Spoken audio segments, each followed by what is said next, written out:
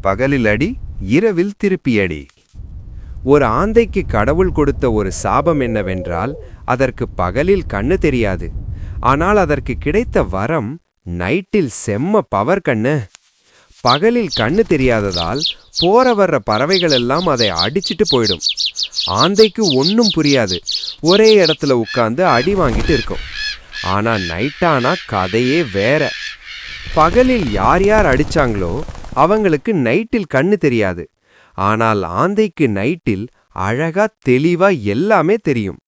அப்போ அது என்ன பண்ணும்னா, பகலில் அடிச்சவனை மட்டுமில்ல, அடிக்காதவனையும் சேர்த்து நைட்டில் திருப்பி அடிக்கும்.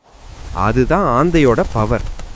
இதுபோலதான் ஆண்டவன் எல்லாருக்கும் எல்லாத்தையும் ஒரே மாதிரி கொடுக்கல. ஒரு சிலருக்கு ஒரு மாதிரி, மற்றவர்களுக்கு வேற மாதிரி கொடுத்திருப்பான். ஆனா எல்லாருமே சமமானவங்க தான்.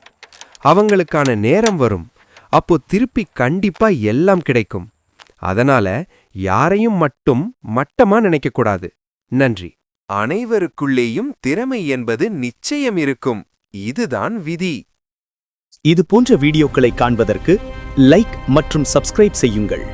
நன்றி.